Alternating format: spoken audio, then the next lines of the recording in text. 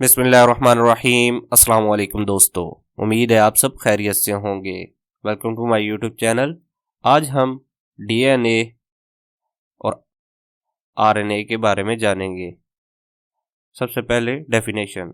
DNA यानी deoxyribonucleic acid.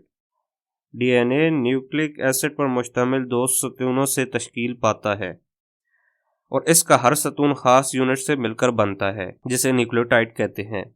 DNA आमतौर पर न्यूक्लियस में पाया जाता है।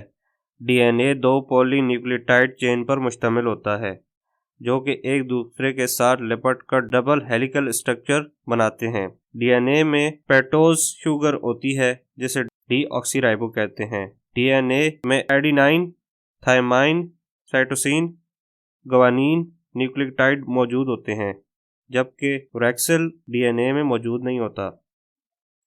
इसके बाद है राइबोन्यूक्लिक एसिड यानी आरएनए।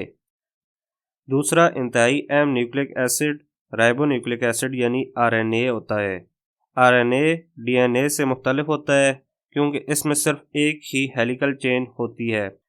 आरएनए में एक फ्यूसी शुगर राइबोज होता है।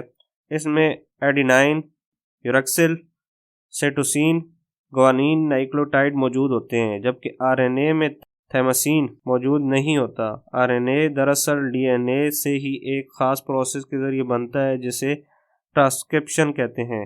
डीएनए अपने अफ़आल आरएनए ही की मदद से सरअंजाम देता है।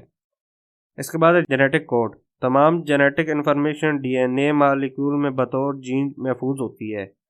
जीन दरअसल किसी भी जिंदा जिस्म में विरासत का यूनिट होती है। तमाम जिंदा अजसाम का दारोमदार जीन्स पर होता है क्योंकि यही जीन्स तमाम प्रोटीन और आरएनए की फंक्शनल चेन को विरासती तफसील मुहैया करते हैं। यही विरासती तफसील एक नस्ल से दूसरी नस्ल तक डीएनए के जरिए मुंतकिल होती है।